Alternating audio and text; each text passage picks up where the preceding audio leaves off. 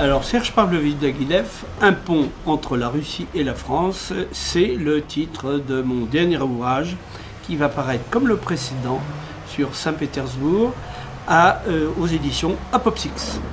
Il rend hommage à un personnage capital de la culture européenne de la fin du 19e et du début du 20e siècle. Je dois ce titre à M.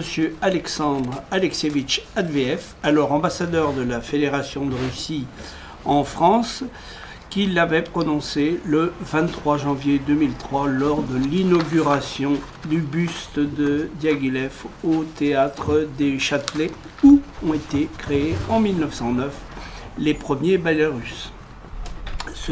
Cet anniversaire se conjuguait avec celui du 80e anniversaire de la mort de Diaghilev, et qui est donc mort en 1921 à Venise. C'est un homme qui a une importance capitale dans la culture, non pas seulement dans le ballet, on parle toujours des ballets russes, mais en fait il avait créé les saisons russes. Cette importance capitale a été signalée par Bronislava Nijinská, la grande danseuse, la sœur de Nijinsky, qui disait « Le nom de Diaghilev tint une place prépondérante dans l'histoire du ballet, mais aussi dans cet art dans celle de l'art en général.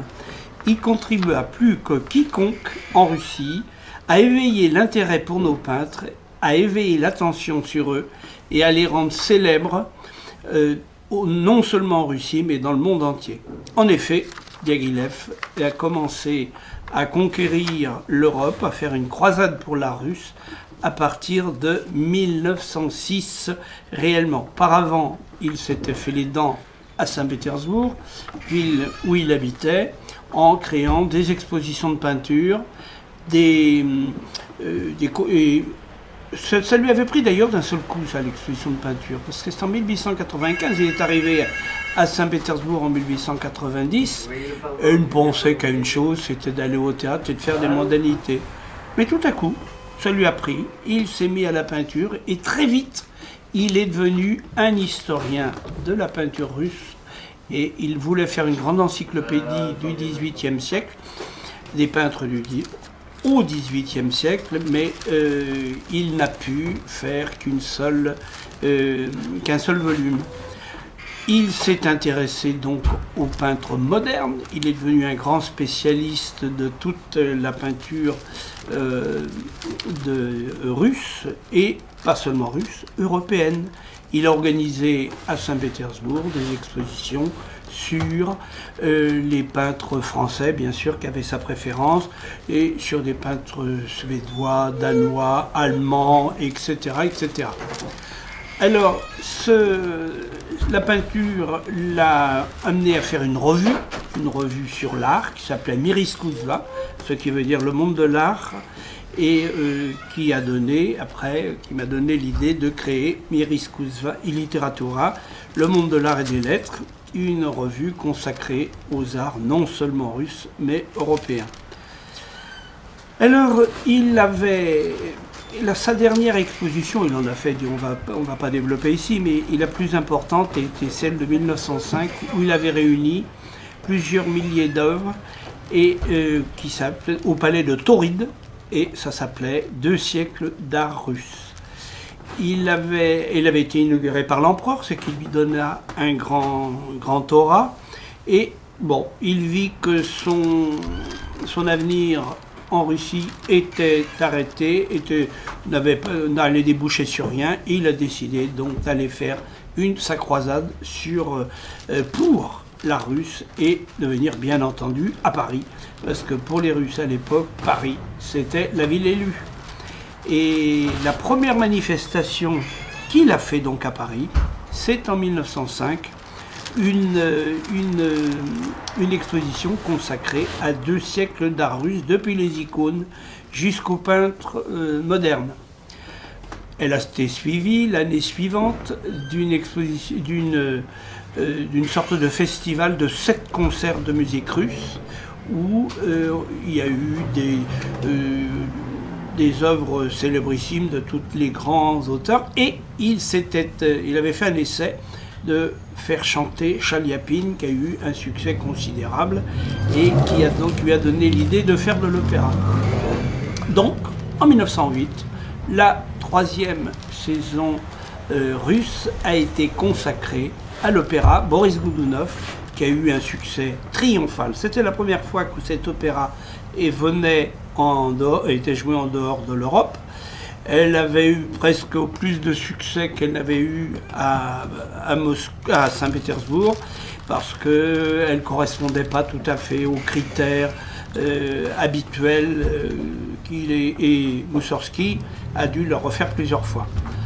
Alors, il s'est ensuite lancé en 1909, pour la première fois, dans les ballets. Et là, ça a été une révolution. Tout le monde s'est dit, était étonné de la nouvelle formule. Parce que Diaghilev a toujours été un traditionnaliste. On dit qu'il est quelquefois d'avant-garde. Il n'est pas d'avant-garde. Il est d'avant-garde parce qu'il donne l'impression de faire du nouveau en utilisant des formules anciennes. Mais oui, on va me dire, bah oui, mais certains ballets d'art contemporain, etc. Oui, il y a eu des choses très choquantes, mais c'était un peu pour raviver le sujet, et puis pour qu'on parle de lui, pour faire un peu de scandale. C'est le scandale qui rapporte, c'est pas la conformité.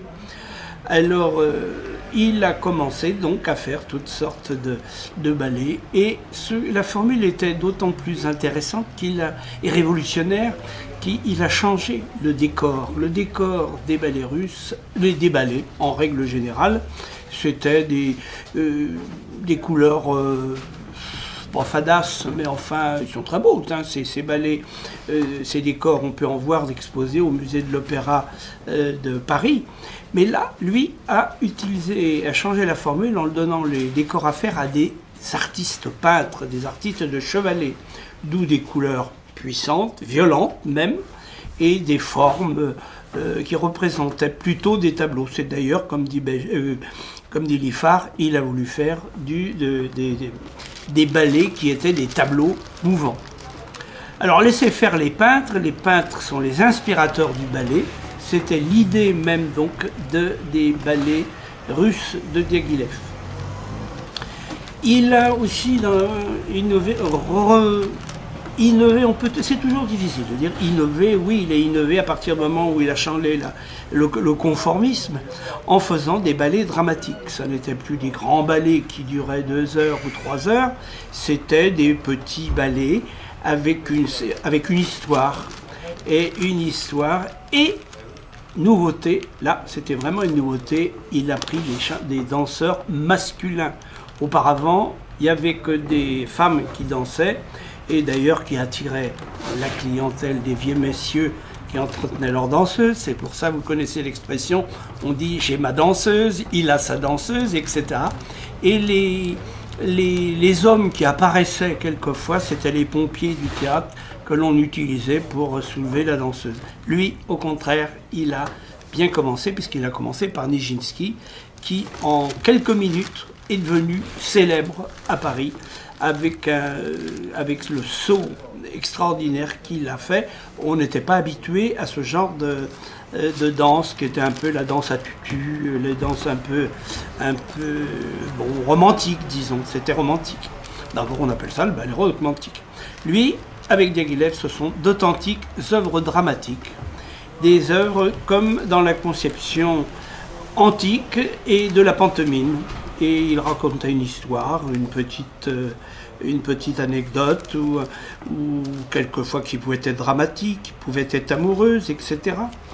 Mais aussi dans un esprit particulier, celle du Gesamtkunstwerk, j'espère que je prononce bien, qui était la synthèse des arts existants. La musique, la peinture et la chorégraphie se mêlaient ainsi dans un même ballet. Le symbolisme était bien sûr à l'origine de cette façon de procéder. C'était la période du symbolisme, ne l'oubliez pas, et qui était très marquée par l'œuvre wagnérienne. Et pourtant, Wagner n'a jamais été utilisé dans les ballets russes, mais il avait donné une idée.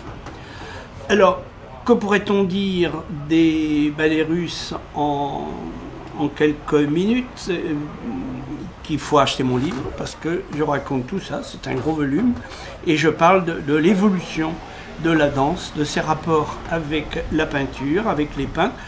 À l'origine, bon, ça s'appelle les ballets russes. Ça ne s'est pas appelé les ballets russes tout de suite, ça a été les ballets russes de Diaghilev, et c'était fait avec des danseurs, des chanteurs, oui, parce qu'il y avait des opéras, et il y avait des extraits d'opéra, avec toutes sortes de personnages, et c'est en 1911 qu'il a créé pour la première fois une compagnie qui s'est appelée les Ballets Russes, avec un B majuscule et un R majuscule, pour bien montrer que ce ne sont pas des ballets russes, des ballets de Russie, comme quelquefois on le fait.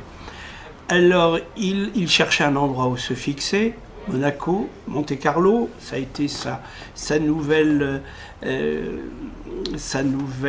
affectation, si j'ose dire. Et de là, il a eu quand même les mécènes qui lui permettaient de monter des ballets et qui ont pu être connus dans le monde. Il ne faut pas oublier que les ballets de Diaghilev, les saisons de Diaghilev, sont toujours montés dans le monde entier depuis près de 100 ans, puisqu'on a fêté le centenaire en 2009. Et qu'ils ont toujours autant de succès quand on a pu garder à la fois les costumes, les décors. Beaucoup ont été refaits, bien sûr. Il y a des costumes et des décors de Picasso qui ont été perdus. Picasso, je dis ça parce que c'est l'un des derniers. Mais il a utilisé à l'origine des artistes russes, d'où le nom de ballet russe. Mais très vite, il a commandé, et des artistes musiciens, des compositeurs musiciens. Et après, il a demandé, très vite, dès 1909, dès la première année, à Fauré, à Ravel. Fauré n'était pas prêt parce qu'il avait une commande, mais Ravel, tout ça, beaucoup de compositeurs français ont créé des saisons russes, des ballets russes, et ainsi que des peintres français. Bon, ce serait une litanie de vous dire les noms. Les plus grands, bien sûr, c'est Debussy, Ravel, c'est Poulenc, c'est Satie, parmi les Français. Parmi les Russes, c'est Rimsky-Korsakov, bien entendu. C'est toute une kyrielle de musiciens dont je vous propose de faire connaissance dans mon livre qui est prévu de paraître à la fin janvier. Alors, quoi vous dire de plus? Eh bien, c'est un gros livre qui essaiera de donner le maximum d'informations et de réveiller un peu cette curiosité qui intéresse tout le monde. Quand on fait des reconstitutions des ballets russes à Paris, c'est toujours plein. On vend à guichet fermé. Et régulièrement, on remonte les plus grands ballets. Voilà, donc les ballets russes, ça fait partie des saisons russes. Diaghilev a toute sa vie voulu faire de la musique surtout. Il est commencé par la musique, il a fini par la musique. Le ballet à la fin l'embêtait presque et il s'était découvert une passion, c'était la bibliographie. Et il faisait des ballets pour avoir de l'argent pour s'acheter des livres antiques et il a fait une collection de manuscrits russes remontant jusqu'au XVIe siècle et qui a été absolument passionnante. Et s'il existait un musée des ballets russes, eh bien vous auriez également tout un musée d'artistes contemporains. Voilà, ben écoutez, je ne vais pas vous en parler plus longtemps, trop longtemps. Prenez la peine d'acheter mon livre, il sortira très bientôt. Je pense que nous sommes en train de décider des dernières illustrations, et il y aura notamment des illustrations du peintre Georgi Shishkin, qui est un des spécialistes du ballet et qui vit actuellement à Monaco, à Monte-Carlo, quoi, en quelque sorte. La deuxième ville des ballets russes avec Paris. Voilà, eh bien écoutez, j'espère vous avoir donné envie. Je n'ai pas voulu vous donner trop de noms pour ne pas fatiguer. Et je vous dis à très bientôt et le plaisir de vous présenter mon livre est à votre disposition. Là, je pars à Limoges présenter une exposition sur les ballets russes et il y en aura bien d'autres, je suis persuadé. Merci de votre attention et au plaisir de vous revoir. Je ne sais pas s'il sera prêt pour le Salon du Livre de la mairie du 5e au début de février. Je l'espère, sinon c'est incessamment sous peu que vous pourrez l'acheter.